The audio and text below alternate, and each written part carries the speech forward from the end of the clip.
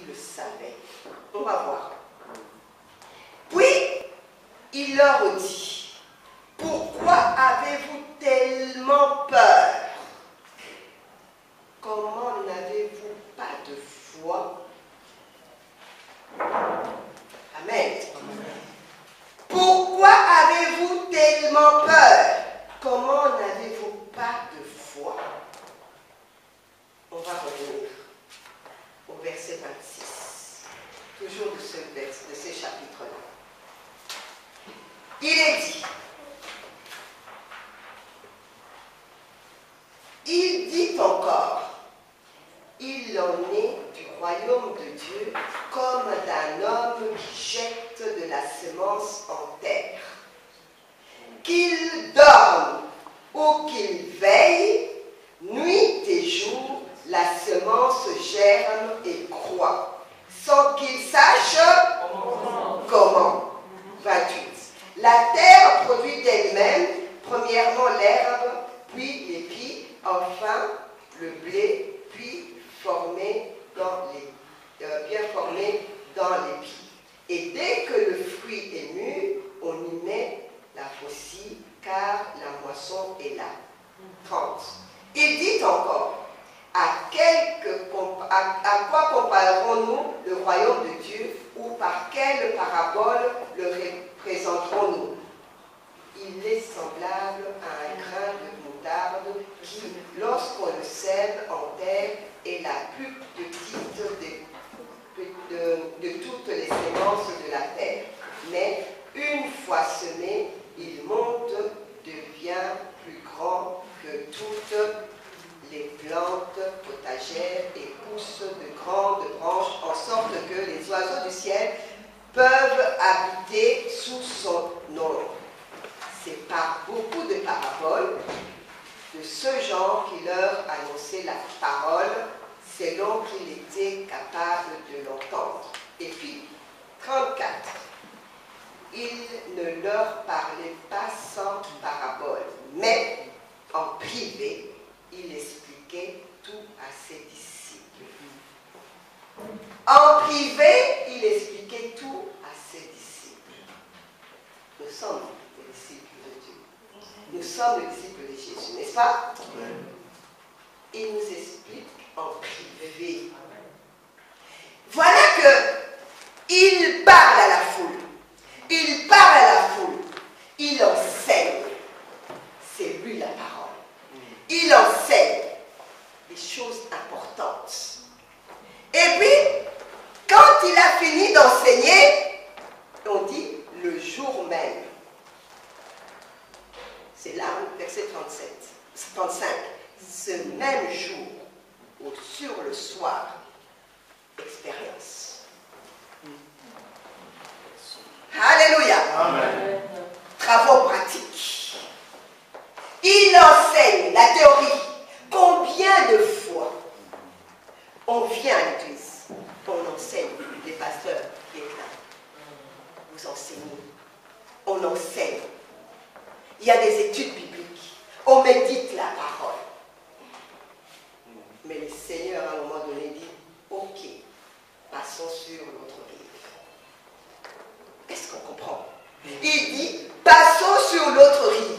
J'ai enseigné, j'ai parlé, mais qu'est-ce que vous faites de tout ce que je vous ai dit? Vous préférez vous asseoir et attendre quoi? Vous voulez des miracles, vous voulez des choses extraordinaires. Maintenant, passons sur l'autre rive. Une autre étape de l'expérience, de voir ma grandeur. Je vous ai parlé de la foi. Est-ce que cette foi-là, cette parole que je vous annonce, vous allez mettre ça en pratique ou pas? Ou bien vous gardez ça comme ça? Oh, c'est une bonne parole. Directement, il dit, passons sur l'autre rive. Alléluia. Sur l'autre rive, il y a de l'agitation. Il y a du tumulte. Mais si vous étiez attentif à tout ce que je vous ai dit, et là, il expérimente cela. Combien de fois le Seigneur ne nous parle pas On vient à l'église, on va dans une convention, on a une parole excellente. Et au courant de la semaine, le Seigneur maintenant nous dit, passe sur l'autre rive. Tu l'as entendu, c'est théorique, maintenant expérimente ma puissance maintenant. Alors là, on commence à paniquer. On oublie tout ce qu'on a dit la semaine. On oublie ce qui était important. C'est bien, mais quand il s'agit maintenant de vivre cela, oh non, mais comment voulez-vous voir la gloire de Dieu? Les miracles, c'est quoi? C'est que vous vivez dans une situation impossible, dans une situation de tumulte. Et lorsque vous avez la foi en Dieu, c'est alors que vous allez voir la gloire de Dieu. Les gens qui disent que je veux voir la gloire de Dieu, je veux les miracles de Dieu, et qui restent là, sur, je ne sais pas quelle rive, c'est la droite ou bien la gauche, mais le Seigneur dit non, non, non, non, non. Maintenant, il faut que je secoue ce peuple. Il faut que je le secoue. Je leur parle. Est-ce qu'ils ont compris qu'il faut qu'ils fassent cette pause en disant « J'ai entendu la parole, j'ai entendu des grandes choses, et que cette pause-là, en moi, qui est le refuge, qui est la parole, va leur faire comprendre que lorsque le tumulte vient, c'est moi qui suis avec eux. Et que les fleuves ne vont pas les envahir. Les vagues de je ne sais pas combien de mètres ne vont pas les engloutir. Alléluia. Amen. Qui veut des miracles? Maintenant, personne ne veut les miracles. Quand on veut des miracles, attendons-nous à être dans le tumulte. Amen. Mais dans ce tumulte, on doit être calme. Alléluia. Parce qu'on est dans ce refuge où il est marqué, interdit de s'agiter. Amen. Parce que c'est lui qui est le Tout-Puissant, il se rit de tout cela. Amen. Et on voit que dans le verset 41, il dit, 40 plutôt, il dit, pourquoi avez-vous tellement peur? Comment n'avez-vous pas de foi? Il venait de leur enseigner sur la foi. Vous voyez? Il leur passait des heures et des heures à leur faire passer un message. C'est-à-dire qu'ils ont marqué cette pause-là avec lui, ils ont entendu la parole, il leur a communiqué la foi, il leur a communiqué, il dit maintenant, passons sur l'autre rive. Parce que ce que vous avez entendu, vous allez expérimenter des miracles. Et maintenant qu'ils sont là, on commence à paniquer. Alléluia. Amen.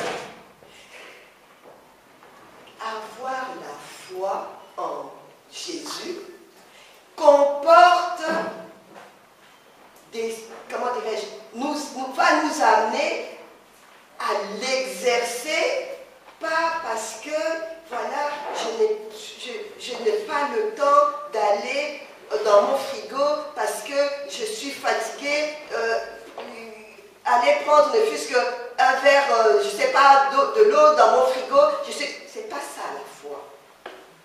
Tu peux le faire. Tu peux te lever et aller dans ton frigo. Mais si toutefois, si tu es malade et que tu es paralysé et que te lever pour aller jusque dans ton frigo, ça pose un problème, là, tu vas exercer la foi et tu vas voir, le Seigneur va faire que tu vas te lever et tu vas aller. Les choses, là où tu peux faire, c'est pas ça le miracle.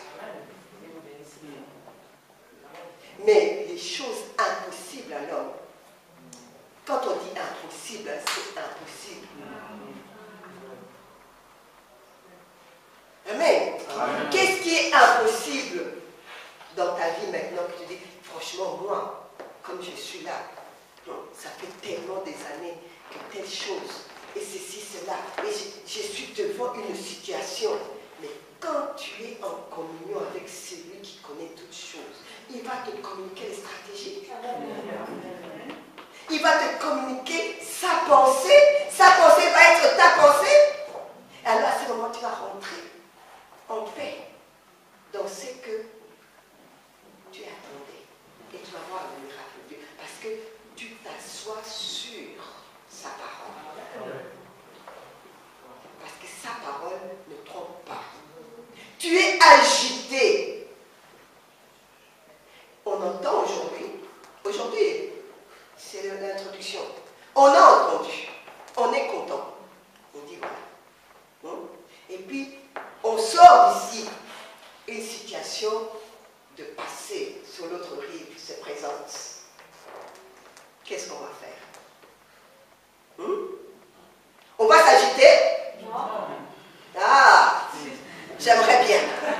Alléluia. Amen. Pasteur, tu as entendu, ils ont dit, on ne va pas s'agiter.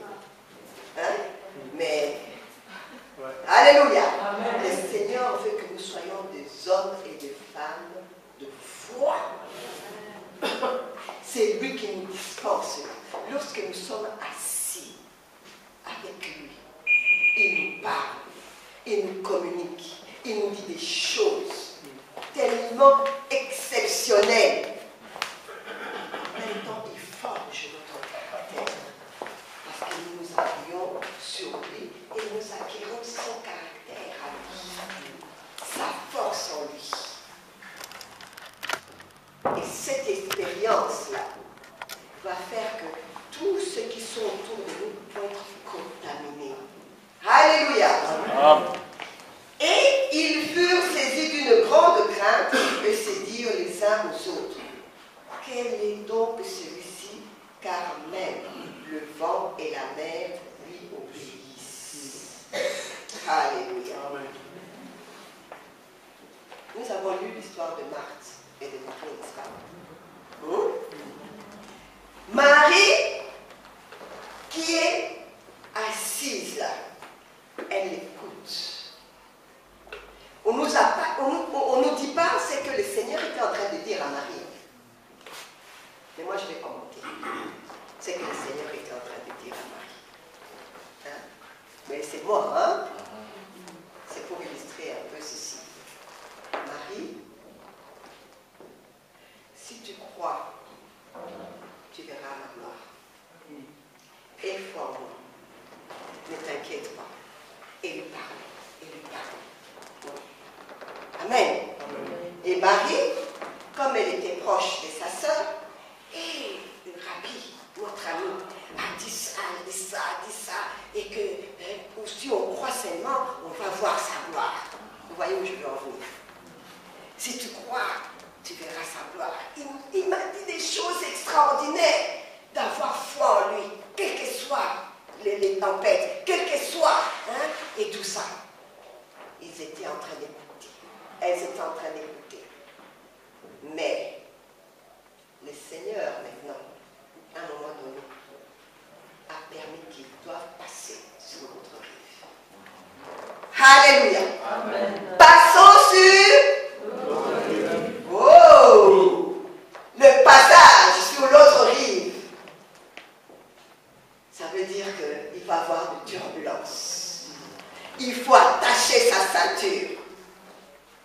Les passages de l'autre rive, en ce qui concerne cette famille, c'était que le frère allait mourir.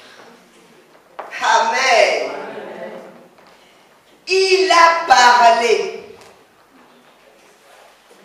C'était leur ami. Il leur a dit des choses qui a fortifié tout. Et maintenant, il fallait passer sur l'autre rive. Le frère meurt. Elles oublient tout. Panique, comme